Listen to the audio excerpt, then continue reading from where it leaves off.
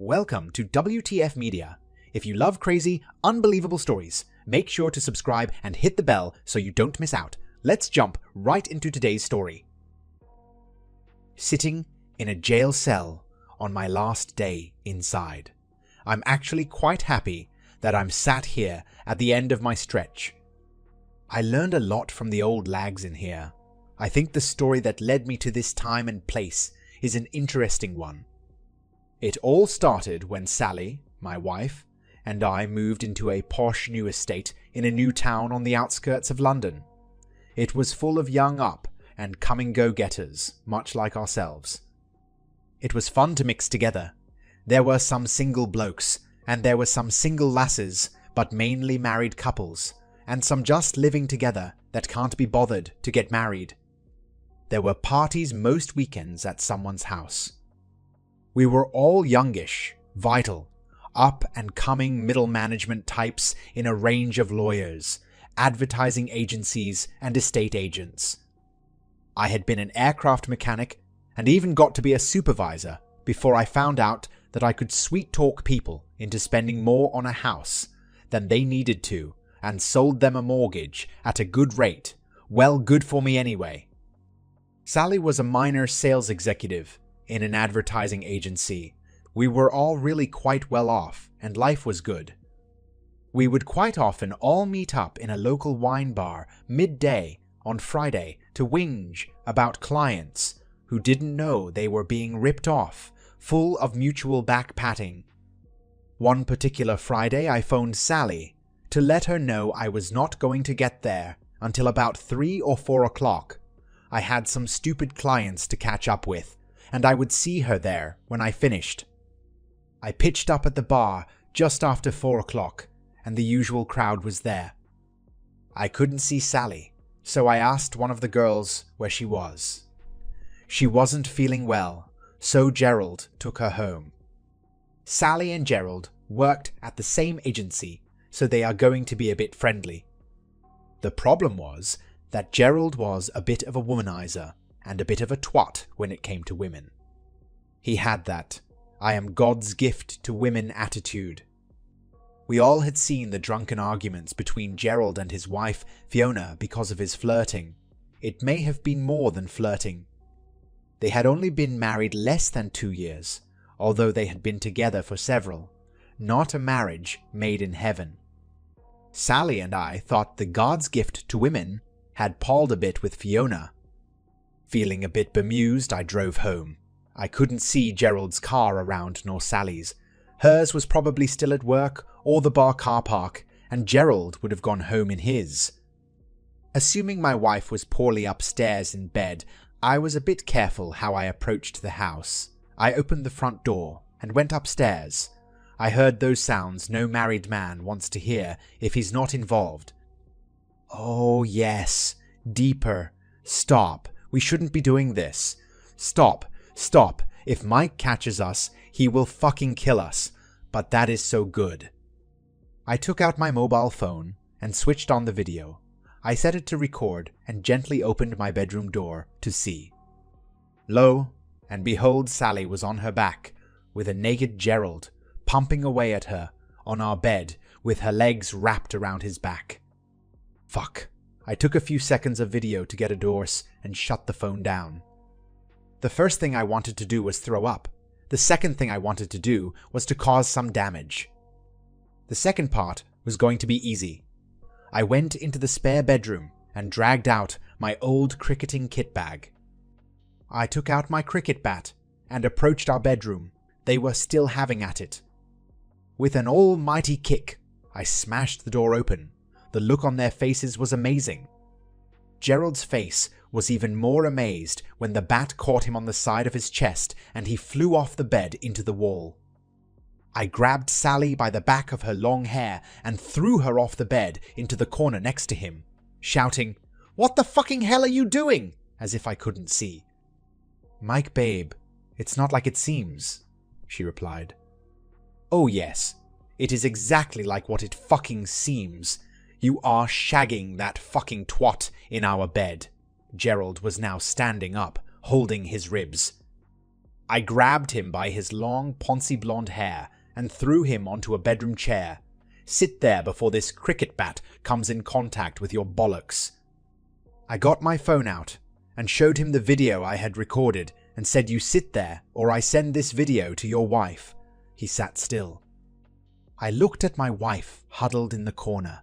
I shook the cricket bat in front of her face and said, "If you move, this bat will come in contact with your pretty face and you'll look fucking ugly by the time I have finished."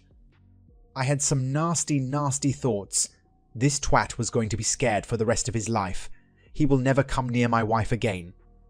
I went downstairs and grabbed some rope, 2-inch wide black tape, and some wire, the sort of stuff we use on aircraft to stop nuts and bolts coming undone. It's stainless steel at about 0.5 millimeter thick, looks like cheese wire. When I got back upstairs, Gerald was still sitting in the chair. Sally was still crying in the corner. I told Sally to tape Gerald's body to the chair and to tape his arms behind the chair. She did exactly as I told her and then went back to her corner. I then pulled out a piece of rope and tied it to Gerald's left ankle, took it up across his thighs and tied it to his right ankle and pulled it tight. His heels were tucked up on either side of the chair, almost touching his thighs. This is the Yuki part. I then took a piece of the steel wire, wrapped one piece around one ankle rope, then took it up across his thigh, around his testicles and penis, down to the other ankle, and wrapped that around the rope tied to his ankle. His legs are now being held in place by the rope. Should that rope snap, he would lose all of his man parts. I took out my Swiss Army knife and opened up the large blade. I placed it under the rope, looked into his eyes, and said, "Do you know what happens if I cut this rope?" Through the tears now pouring down his face, he nodded. I think he knew the fuck he got himself into. That is actually too much. I had only looped the wire around the right ankle rope with one twist, so if the rope did snap, it would frighten the shit out of him, but do very little physical damage. L just wanted this fucker to fear for his bollocks and cock now. I would gain nothing by completely crushing him. I think some Roman chap said that a few centuries ago. Now, just to rub salt into the wound, I told Sally to phone Gerald's wife Fiona. She can be a bit fiery, but I was not going to do this alone. I heard Sally say to Fiona, "Can you have over to my house, it's important?" I could hear over the speaker. "No, sorry, I'm a bit busy at the moment." Sally said, "You need to come over." "No, sorry, I'm busy." I took the phone off of Sally and I said, "Fiona, I have just found Gerald in my bed. Fucking Sally, I think you should come over." The phone went dead very quickly. It was about 50 yards from their house to ours, and by the time I made it downstairs, the front door nearly flew off its hinges as Fiona burst through it. "Where the fuck are they?" she shouted. Not wishing to get in the way, I said, "Upstairs." She was like a tornado bursting into our bedroom, and all she could see was Gerald taped to a chair, his ankles up by the side of his thighs, and a piece of cheese wire wrapped around his man parts. She started in at him straight away. "What the fuck? Not again." "No, no, no," he said. "I told you I would cut your bollocks off next time, and here we fucking are, cock and bollocks ready to come off," she replied. I was amazed at her next actions. Fiona grabbed the knife off of me and placed it under the rope. "Right, you twat. You tell me everyone and every date you have fucked since we've been together," she said. He went grey. She got out her mobile phone and started walking around him, videoing him. He was in no place to argue. You could tell he was scared.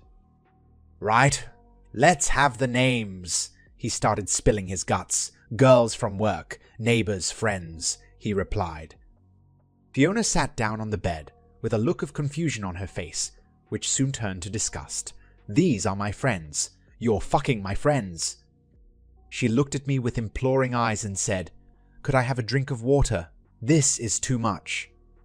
I went to the bathroom and got her a glass of water and took it back to her. She was standing by Gerald with the knife still in her hand. She drank it in one go.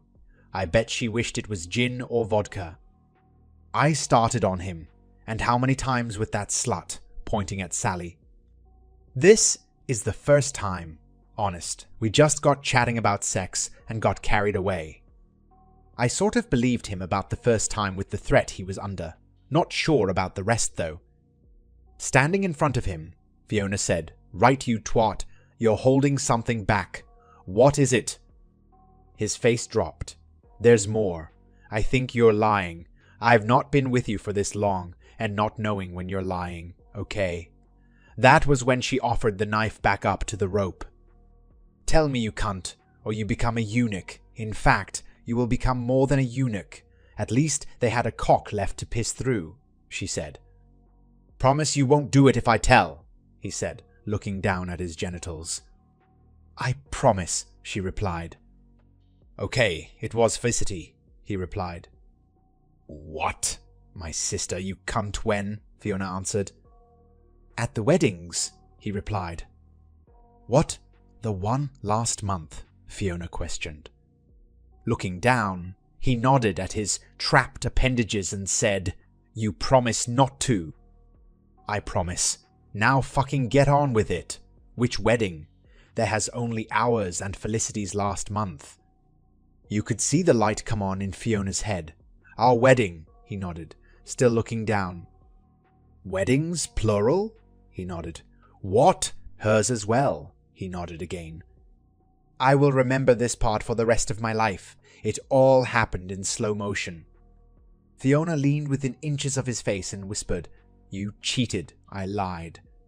The knife came up and parted the rope. Released from their restraints, Gerald's legs crashed to the floor. I saw the wire cut into the flesh of his thighs. That shouldn't happen, I thought to myself. The wire should have come undone. Then I saw his penis and testicles shoot across the room, propelled by a stream of blood. That is a sight that will haunt me till the day I die, and the scream was probably the loudest thing I have ever heard, and I used to work on aircraft that had jet engines with reheat. The thought, fuck, now I am going to have to change the carpet, and the bed passed through my mind. Then the training kicked in. I rushed past him to the bathroom, knocking him on his back. I couldn't raise the damaged area, but I could stop gravity helping. The screaming stopped. He either fainted with the pain, or I knocked him out.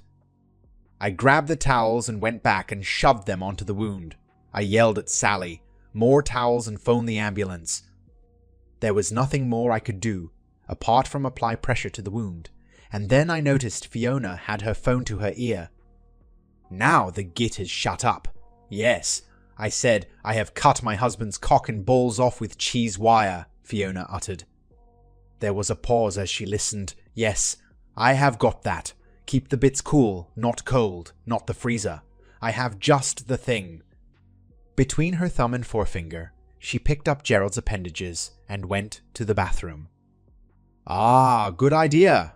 Cold water, probably the best we could do at the moment," I thought, and then I heard the toilet flush. Shit, has she just flushed his cock and balls down the bog? She came back into the bedroom and said to the person on the phone, "Done that, nice and cool now." Another pause. "No, not a game. The bastard was cheating on me. Won't do that again, will he?" And she laughed. More towels. He was looking very pale now. The first to arrive was the police. A young constable came through the bedroom door and said, "What's going on?" And that was as far as he got when his dinner joined the mess on my already dirty carpet. Fortunately, the paramedics were made of sterner stuff and had probably seen it all before.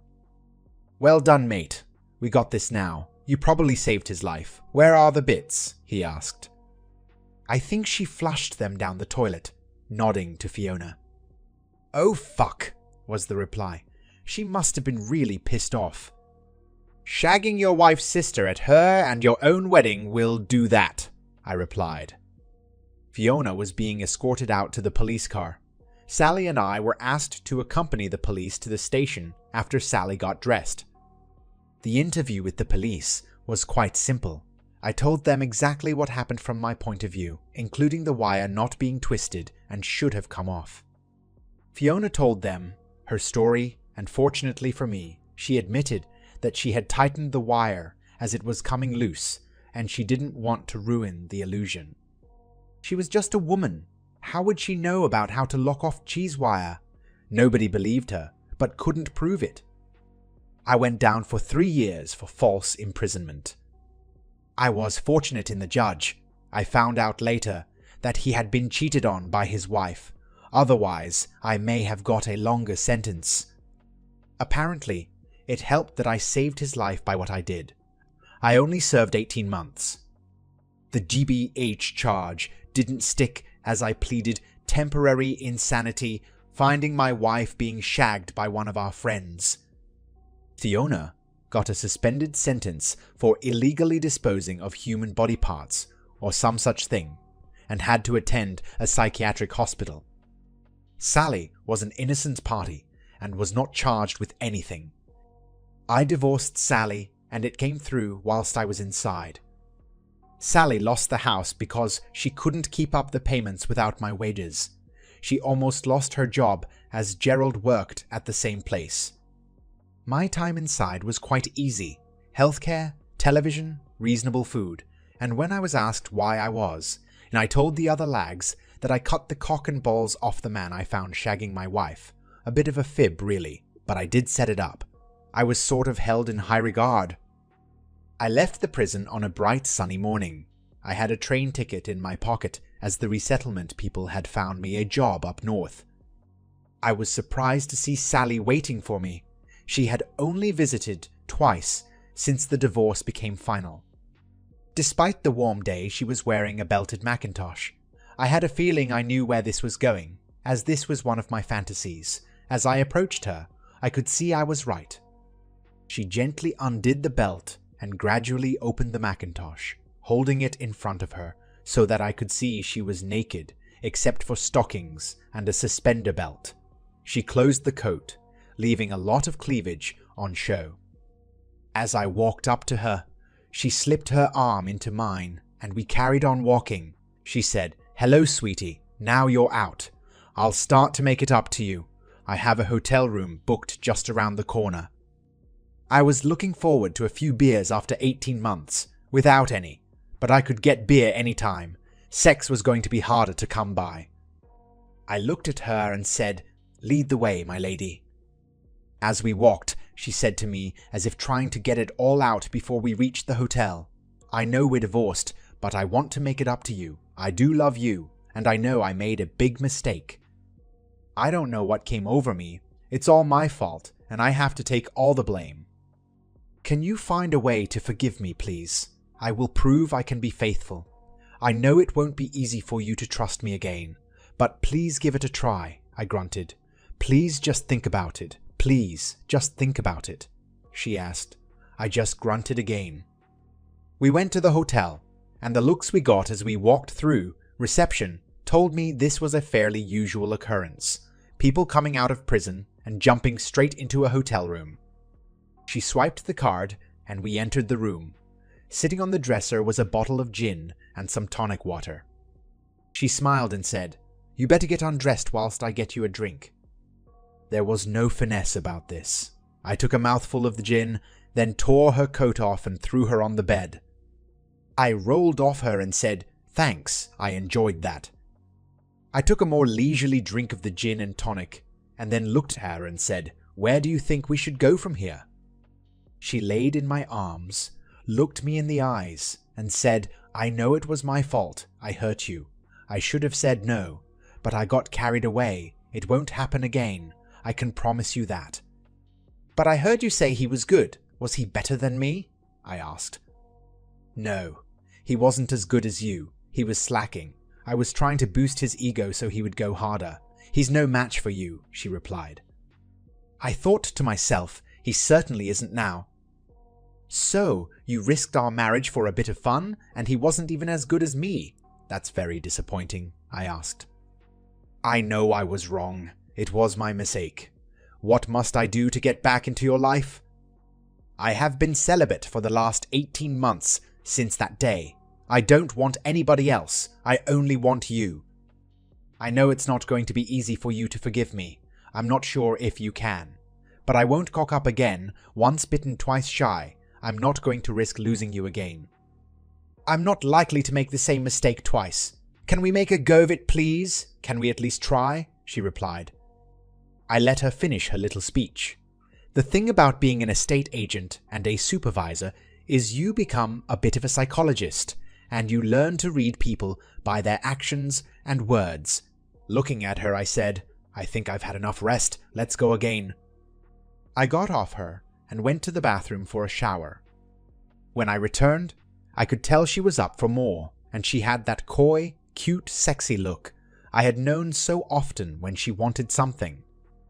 I looked at my watch and began dressing, causing her to kneel up straight so we were the same height. Are you going? I looked at her. She was confused, but ever so cute. I could get used to having that every day and fucking it any way I liked.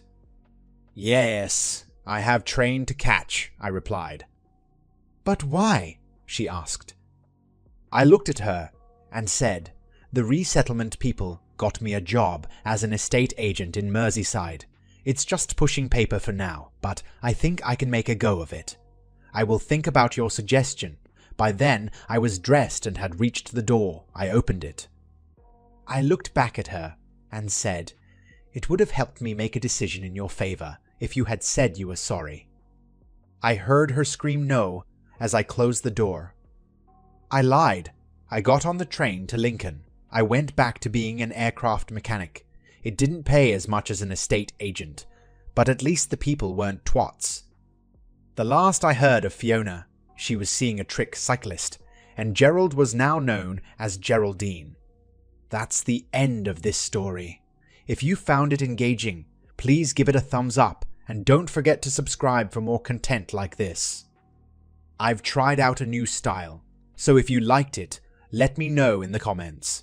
Your support and feedback mean the world to me. Thanks for watching.